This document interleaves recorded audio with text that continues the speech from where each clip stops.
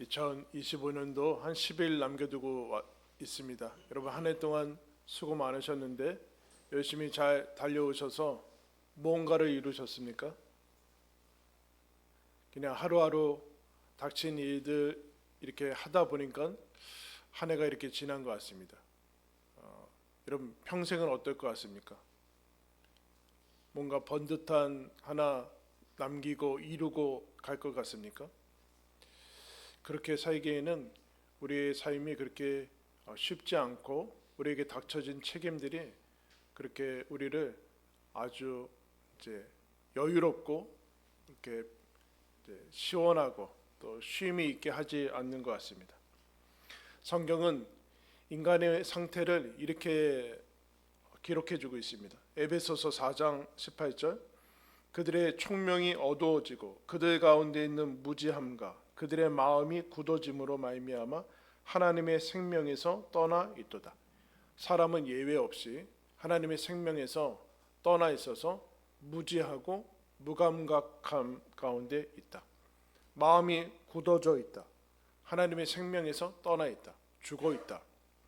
우리는 살아 있는데 근데 죽은 것의 특징은 뭘까요?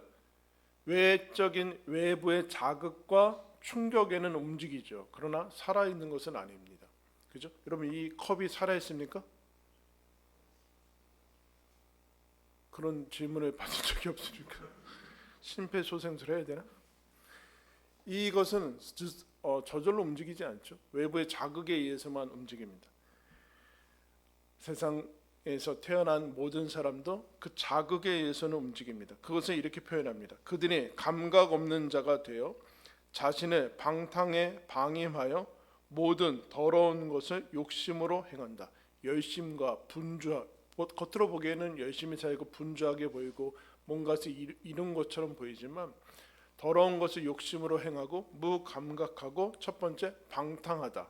두 번째 더러운 것을 욕심으로 행한다. 세 번째 방임되어 있다. 방종되어 있다. 이게 죽음의 특징입니다. 그런데 오늘 우리가 읽은 말씀에 보면 25절에 처녀에 대하여는 내가 주께 받은 계명이 없으되 주의 자비하심을 받아서 충성스러운 자가 된 내가 의견을 말한다. 고린도 교회의 음행이라는 문제를 통해서 7장에서는 결혼, 독신, 다시 재혼 이것을 폭넓게 살펴봤습니다. 결혼이냐 아니냐의 문제가 아니라 부르심을 받았느냐, 부르심이 있느냐, 독신의 은사가 있느냐, 그리고 더 넓게는 하나님께서 부르신 그 구원의 완성으로 그 섭리 가운데 있느냐 그렇게 물었습니다. 근데 오늘 우리가 읽은 25절을 보면은 이 인간의 상태와는 다르게 충성스러운 사람이 등장합니다. 여러분 충성은 뭐죠? 방향을 잡은 거죠. 방향. 그냥 이 사람 저 사람 막 이 존재 저 존재 섬기는 것이 아니라 방향을 찾은 사람이 나옵니다. 충성. 그러면 어떻게 이 사도 바울은 방향을 잡을 수 있었을까요? 여러분 25절 후반절에 충성스러운 앞에 뭐가 있어요? 주의 자비하심을 받아서 한번 따라 했습니다. 사랑은 방황을 끝나게 한다. 방황이 끝나기 위해서는 사랑밖에 없어요. 주님의 자비하심을 받을 때만이 여러분 방향이 잡힙니다. 하나님의 사랑을 받은 자만이 인생을 방황하고 방탕하게 살다가 초점이 잡히게 돼요. 그걸 충성이라고 하고 여러분 쉽게 얘기하면 사람이 이렇게 지내다가 어떤 사랑하는 사람을 만나면 드디어 이런 방향이 잡힙니다. 그리고 결혼하게 되죠. 방향을 못 잡다가 이 사람 저 사람 모든 여인이 모든 남자가 여러분 내 대상인 것 같지만 그렇지 않고 사랑하면 그 모든 것들을 멈추고 한 대상에게 집중하게 됩니다. 그것을 지금 얘기를 해주고 있어요. 그래서 구원을 받은 것이란 하나님이 인생에 있어서 죽어있는 영혼에게 방향을 주신 것이나 마찬가지인데 첫 번째 방향은 무엇인가? 26절에 보겠습니다. 내 생각에는 이것이 좋으니 곧 임박한 환난으로 말미암아 사람이 그냥 지내는 것이 좋으니라. 청년들에 대해서 얘기하고 있고 이제 결혼하지 않은 사람에 대해서 얘기하는데 여러분 결혼해야 됩니까? 안 해야 됩니까? 이미 살펴봤어요. 그건 우리가 선택할 수 있는 게 아니라 부르심을 받았느냐. 너 혼자 살 수 있는 부르심이냐? 아니면 결혼할 수 있는 결혼으로 부르심을 받았느냐? 결혼할 수 있으면 해라. 혼자 사는 것이 부르심이면 혼자 살아라. 왜 그러는가? 26절에 임박한 환난이라는 것과 함께 29절에 때가 단축해졌다라고 얘기하고 있어요. 무슨 뜻일까요? 인생은 유한하다. 여러분 젊을 때는 몰라요 이거를. 20대, 10대, 20대, 뭐 30까지 이걸 알까요? 유한하다는 생각을 하지 못합니다. 시간이 무한정으로 주어지는 줄 알아요. 그러나 시간뿐만 아니라 모든 것은 다 유한합니다. 한계가 있고 한정이 있습니다. 기한이 있는 것이죠. 임박한 것이고 그리고 언제 긴박한 것과 동시에 다가옵니다. 그런데 이 시간적인 유한성을 인지하지 않으면 사람은 방황합니다. 방탕하죠. 방탕은 낭비하는 것이죠. 아무런 초점도 목적도 없고 의미도 없이 그냥 흘러가는 대로 시간이 엄청 많은 것처럼, 그러다가 뭔가 주어지면 갑자기 시간이 없다고. 이러면 사람들에게 있어서 이 유한성을 발견하는 것이, 내 인생이 시한부 인생이라는 것을 발견할 때만이 삶은 정신을 차리게 됩니다. 내 인생이 6개월, 1년 남았다. 아니면 내 인생이 언제 끝날지 모르는 긴박함, 여기에 알지 못하는 것이 있다라고 할 때만이 다 할 생각을 버려요. 그러면 목적을 찾게 됩니다. 목적. 방황하는 영혼에게 있어서 치유책은 목적을 발견하는 겁니다. 그 목적은 뭐라고 그랬어요? 오늘 성경에는 32절에 너희가 염려 없기를 원하노라. 장가가지 않는 자는 주의 일을 염려하여 뭐라고 그래요? 어찌하여야 주를 기쁘시게 할까 하자. 한번 따라했습니다. 주를 기쁘시게. 이게 모든 사람의 목적입니다. 하나님께서 우리를 지으신 목적은 주님을 기쁘시게 하는 것이 삶의 목적이다. 결혼이냐 독신이냐? 아니다. 결혼할 거냐 독신으로 살 거냐 아니면 이제 사별한 다음에 다시 재혼할 거냐, 그게 아니라 주를 기쁘시게 할 것이냐, 어떻게 하는 것이 주를 기쁘시게 할 것인가의 문제다. 잠언 29장 18절에 묵시가 없으면 백성이 방자에 행하거니와 율법을 지키는 자는 복이 있느니라. 무슨 뜻일까요? 하나님의 말씀이 없으면 목적이 없다. 이런 목적이 없으면 어떻게 될까요? 선택을 못하죠. 모든 것을 선택할 수 있다는 착각을 하게 돼요. 목적이 있어야지만 선택이 여러분 가능해집니다. 어떻게 살까? 그게 아니라 어떻게 주님을 기쁘시게 할까? 결혼하는 것인가? 아닌가? 주님을 기쁘시게 할까가 먼저 목적이 선택이 되어야 된다라는 겁니다. 그래서 삶의 목적이 발견될 때만이 제2의 인생을 살 수 있습니다. 여러분, 내 삶이 유한합니다. 청년들도 마찬가지입니다. 어떻게 이 짧은 인생을 하나님을 기쁘시게 할까라는 물음과 함께 시작할 때만이 삶은 다 할 수 없는 것이구나. 다 선택을 할 수 없구나. 모든 것을 다 할 수 있지 않은 이 유한한 인생에서 어떻게 인생을 살 것인가에 선택권이 주어진다라는, 이게 첫 번째 방향입니다. 그럼 두 번째 방향은 무엇인가? 29절에 형제들아 내가 이 말을 하노니 그때가 단축하여진 고로, 그 다음에 이상한 말이 나와요.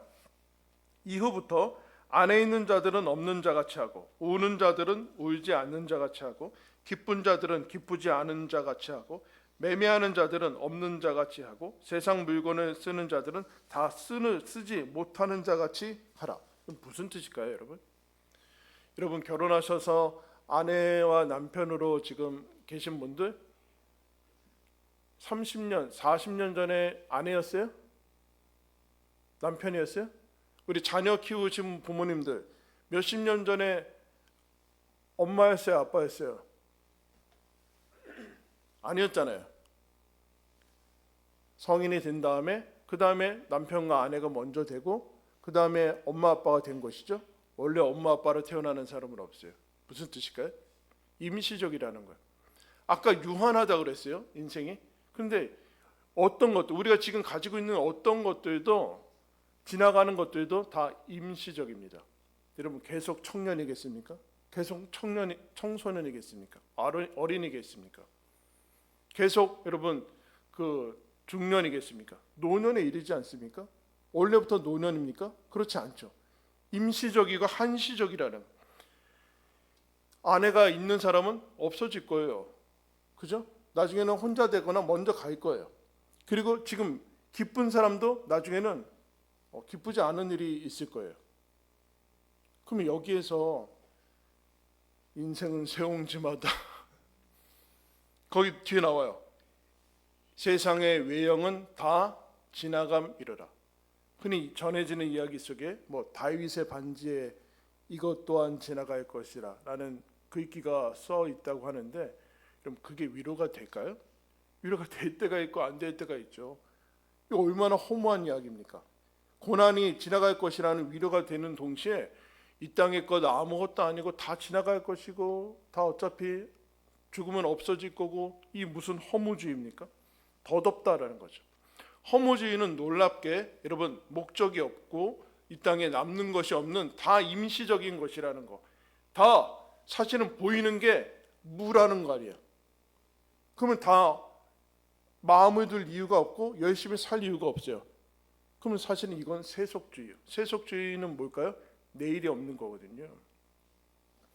내일이 없으니까 오늘 그냥 끝내는 거, 오늘 막 사는 거예요. 내일이 없으니까. 그런데 지금이 전부인 듯 사는 세속주의를 넘어서 이 결혼에 대해서 얘기를 합니다. 결혼하면 사도 바울은 내심, 그 성경이 아니라 내심 독신을, 본인의 독신을 해서 독신이 더 낫다 이렇게 얘기하거든요. 독신이 훨씬 하나님을 섬기고 집중할 수 있다, 그렇게 얘기를 하는데, 그러면서 이런 얘기를 해요. 나는 너희들이 염려하지 않기를 바란다. 32절에 염려라는 것은 나뉘어지는 거죠. 나뉘어지는 거예요. 염려가 없기를 바라는데 나뉘어진다는, 다 흩어지고 산발이 된다. 산발, 갈라진다는 거죠. 갈라진다는 거. 마음이 갈라지면은 초점이 없어지는 거죠. 초점이 없어져요. 거기 보면 결혼하면은 그 바울이 이런 얘기를 하죠. 결혼하면 남편이 어떻게 하면 아내를 기쁘게 할까? 아내는 어떻게 하면 남편을 기쁘게 할까? 안 그렇죠. 바울이 결혼 안 해서 초반만 그러지 뭐 연애 그 다음에는 그렇게 하진 않는데 너무 걱정을 한 것 같아요. 그러면서 나눠진다는 얘기예요. 신경이 나눠진다는 건데 그것 자체가 나쁜다라는 얘기가 아니라 나뉘어지고 이것저것 우리는 그때그때 내 앞에 닥친 거 그때그때 임시적으로 임기응변만 하다가 삶이 때워지는 것 같아요. 제대로 학창 시절에 산 것 같지도 않고, 그럼 결혼했으면 결혼해도 제대로 해야 되는데 올해도 제대로 산 것 같지도 않고, 왜요? 그때 나한테 닥친 거 하느냐고 이렇게 시간이 지났네요. 나이도 먹었고. 이 임시성, 그러고 보니까 축축축 지나가서 임시성, 흐트러진 삶이다. 흐트러진 삶. 제가 애들 설교면은 머리 막 흐트러치고 나왔을 텐데, 그러면 흐트러진 삶은 어떨까요? 어렵죠.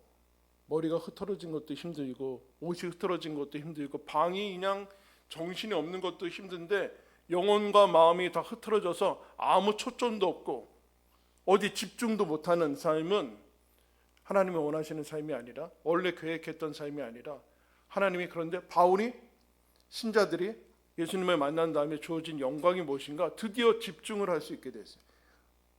결혼을 해도 좋다, 결혼 안 해도 좋다, 단 흐트러짐 없이 주를 섬겨야 된다, 그렇게 얘기를 하고 있어요. 35절에 우리 다 같이 한번 읽겠습니다. 시작. 내가 이것을 말함은 너희의 유익을 위함이요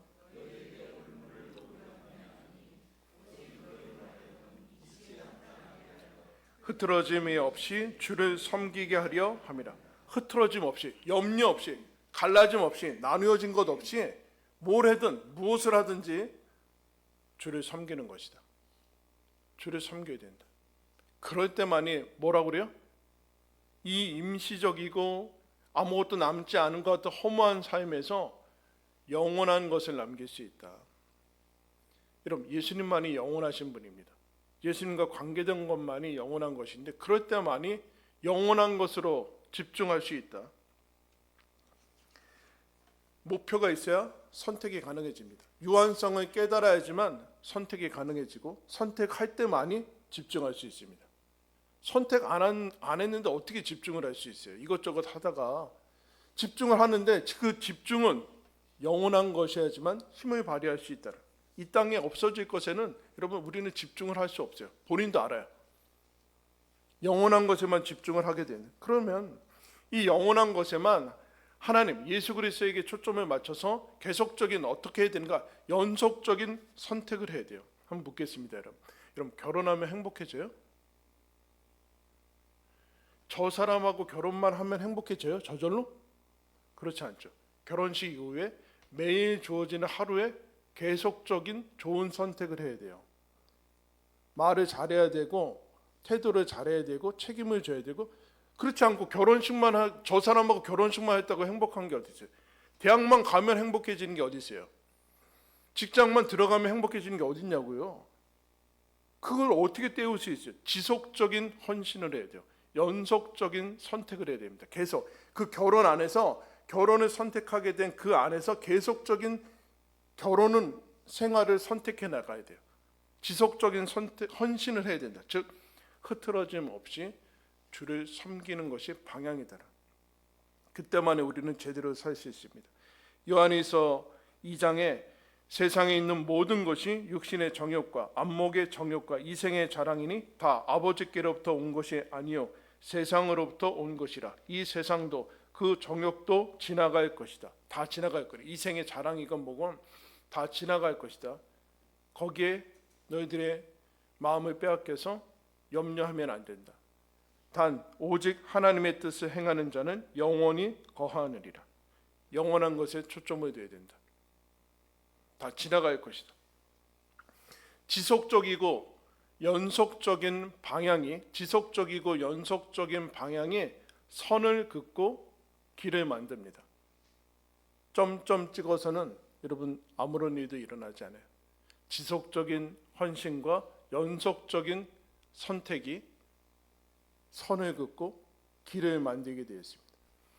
영혼의 방향이라는 것이죠. 그러므로 고린도전서 우리가 읽는 고린도전서 15장에 부활이라는 장에서 바울이 이렇게 얘기합니다. 내 사랑하는 형제들아 견실하며 흔들리지 말고 항상 주의 일에 더욱 힘쓰는 자들이 되라. 이는 너희 수고가 주 안에서 헛되지 않은 줄 알미라. 여러분 집중할 수 있는 방향을 잡았습니다. 아무 거에만 집중해서는 안 돼요. 아무것도 남지 않아요. 영혼의 방향, 허물어지고 사라지는 것이 아니라 예수님께 초점을 맞춰야 된다. 집중해야 된다. 여러분 한 해 동안 무엇에 집중하셨습니까? 이제 그 흐트러진 마음을 다시 모으고 나뉘어진 마음을 모아서 내가 주를 섬기는 사람이 됐지, 주를 섬길 수 있는 사람이 되었다라는 것에 집중하시기 바랍니다. 그게 여러분 두 번째 방향입니다. 주를 기쁘시게 하고 흐트러짐 없이 주를 섬기는 이 방향. 그러면 그 다음에 36절에 이런 얘기를 해요. 그러므로 만일 누가 자기의 약혼녀에 대한 행동이 합당하지 못한 줄을 생각할 때 그 약혼녀의 혼기도 지나고 그같이 할 필요가 있거든 원하는 대로 해라. 그것은 죄 짓는 것이 아니니 그들로 결혼하게 하라. 그러나 마음을 정하고 또한 부득이한 일도 없고 자기의 뜻대로 할 권리가 있어서 그 약혼녀를 그대로 두기로 하여도 잘하는 것이니라. 약혼한 사람이 있네요. 혼기가 되고 뭐 이제 결혼할 상황이 됐어요. 그러면 어떻게 해야 되죠? 결혼해라. 근데 약혼했는데도 뭐 결혼할 이유들이 사라지고 뭐 그러면 이제 결혼 안 해야 될 것 같은데요. 그러니까 하지 마라. 결혼해요? 해라. 하지 말까요? 하지 마라. 뭐 어떻게 하라는 거야. 38절에 결혼하는 자도 잘하거니와 결혼하지 아니하는 자는 더 잘하는 것이나. 결혼하는 게 좋을까요? 좋다. 결혼하지 말까요? 더 좋다. 어쩌라는 거야. 무슨 얘기를 하는 거야. 아직도 못 알아듣는 거예요. 지금 왜 이런 얘기가 나오는지. 남편이 죽었어요. 결혼을 또 하고 싶대요. 너 원하는 대로 해라. 복 받을 거다.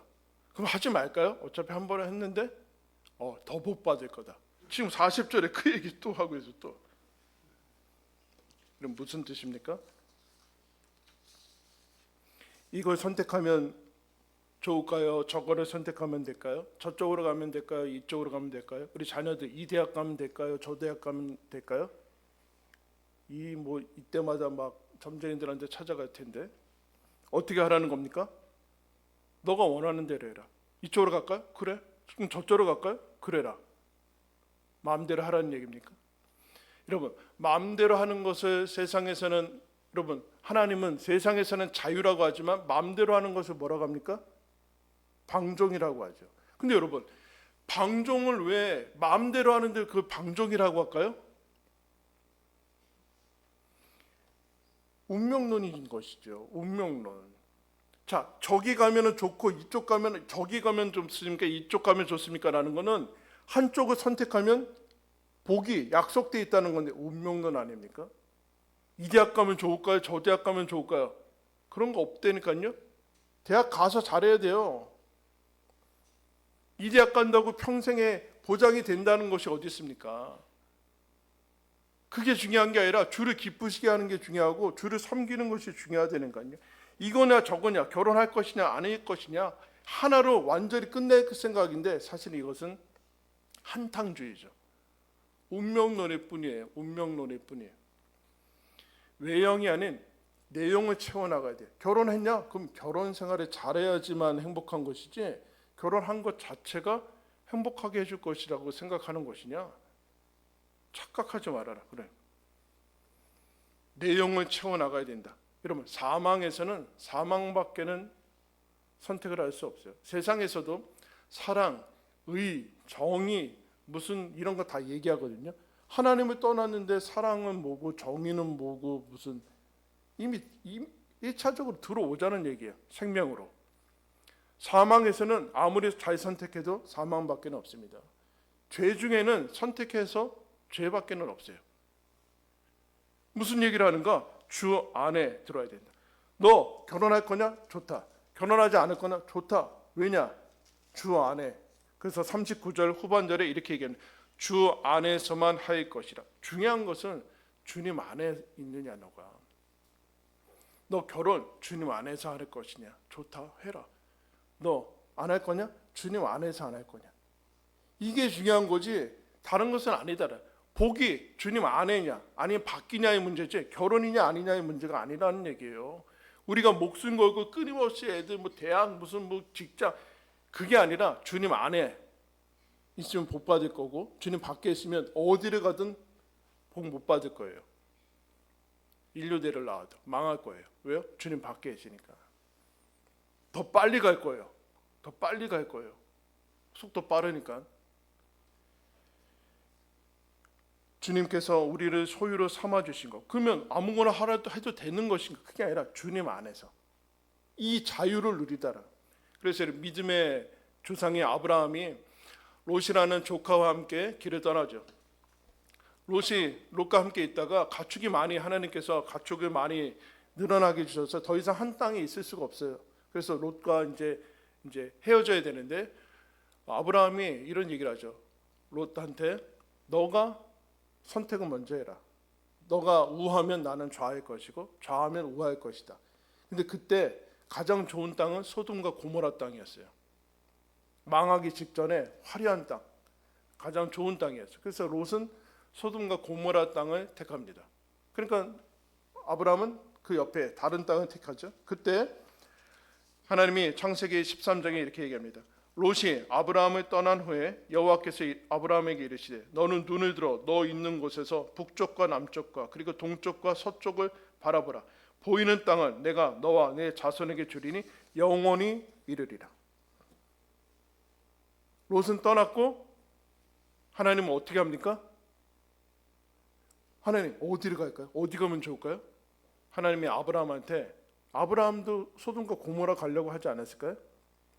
물론 소돔과 고모라의 상태를 아브라함은 알고 있었을지도 모르지만 그 얘기를 하는 거 아니에요. 우리가 늘 고민하는 하나님의 뜻을 묻고 음성을 듣는다고 맨날 하는데 그렇지 않고 하나님께서 아브라함한테 롯 선택권을 주니까 하나님이 아브라함하고 갑니다. 그러면서 그 얘기를 듣고 너는 일어나 그 땅을 종과 횡으로 두루 다녀보라. 내가 너에게 이것을 주리라. 이에 아브라함이 장막을 옮겨 헤브론에 있는 마므레 상수리 숲으로 이르러 거주하며 거기서 여호와를 위하여 제단을 쌓았더라. 하나님을 섬깁니다. 여러분, 이쪽이면 어떻습니까? 하나님을 섬기면 되는 거 아닙니까? 뭐가 문제예요? 우리는 소돔과 고모라 택해서 거기 선택이 복을 보장해 줄 거라, 그렇지 않고 하나님이 복을 보장해 주는 거예요. 그래서 야곱이 여러분 형을 사기치고 도망가죠. 하나님이 거기서 만나 주십니다. 뭐라고 합니까? 내가 어디로 가든지 내가 너와 함께 할 것이다. 사기꾼 다윗한테. 그래서 다윗을 이스라엘의 여러분 조상으로 세우십니다. 아무것도 이제 없는 모세가 죽었어요. 모세가 원래 가나안 땅에 들어가야 되는데 모세가 죽어서 두려워하고 있는 여호수아한테 하나님이 가나안 땅 앞에서 뭐라고 합니까? 내가 어디로 가든지 내가 너와 함께 하고 있어서 너를 형통하게 할 것이다. 뭐라 그래요? 어디로 가든지. 어디가 좋은 홀리필드입니까? 그게 아니라니까요. 너가 어디로 가든지. 다윗이 어디로 가든지 여호와께서 이기게 하시니라. 할렐루야. 그럼 이제 차원이 바뀌어야 되지 않겠습니까? 음행으로 시작해서 결혼, 이혼, 독신, 그게 아니라 너가 주 안에 있을 거냐, 너 주를 기쁘시게 하려고 그 선택하는 거냐, 좋다. 뭐든 해라. 하나님이 기쁘시게 하는 거 좋다. 우리는 그 선택이 세상적인 성공이 약속돼 있냐 아니냐를 자꾸 신경 쓰니까 운명론에 빠지는데, 그렇지 않고 하나님하고 함께할 생각이 있으면 하나님이 나를 도와주시고 복 주시는 곳에 제단을 쌓을 생각이 있다면 그럼 그거는 아무런 의미도 없을 수 있어요. 하나님이 함께, 이것도 복될 거고 저것도 복될 것이다. 주 안에서 있습니다. 로마서 8장 28절에 하나님을 사랑하는 자, 그의 뜻대로 부르심을 입은 자들에게는 모든 것이 합력하여 선을 이룬다. 여러분, 하나님이 우리가 주 안에 있을 때, 주님 안에 있는 사람들을 향해서 우주를 동원해서 내가 너 편들 거다. 네가 어디로 가든지, 땅 끝으로 가든지 저 변두리로 가든지 내가 우주를 동원해서라도 이 천재를 다 바꾸서라도 아들을 줘서라도 네 편들 거다. 그게 여러분, 저와 여러분에게 주어진 겁니다. 우리의 삶은 이거냐 저거냐에 달려있지 않습니다. 결혼을 하냐 아니냐에 달려있지 않습니다. 저 대학에 가냐에 달려있지 않습니다. 저 직장에 가냐에 달려있지 않고 우리는 주님 안에서 무엇이든지 하면서 영광을 돌릴 수 있는 자유가 주어졌습니다. 여러분, 한 해를 다 보내고 있습니다. 한 해를 돌아보면 염려하면서 가득 보낸 것 같고 아무것도 남지 않아서 허무해 보이고 뭐 하나 이룬 것도 없이 보여지는 삶으로 보여질지 모르겠습니다. 그러나 예수를 믿는다는 것은 구원을 받은 것입니다. 구원을 받았다는 것은 방향을 받은 사람들입니다. 주를 기쁘시게 하고 흐트러짐 없이, 흐트러진 삶이 아닌 흐트러짐 없이 주를 섬길 수 있는, 내가 어디로 가든지 예수님이 나와 함께 하셔서 내가 너를 복되고 형통하게 할 것이다 라는 이 자유함이 주어진 것을 다시 기억하며 다가오는 2026년 흐트러짐 없이 다시 예수님께 집중해서 살아가는 우리 모두가 되기를 예수님의 이름으로 축원합니다. 기도하겠습니다. 하나님 아버지, 감각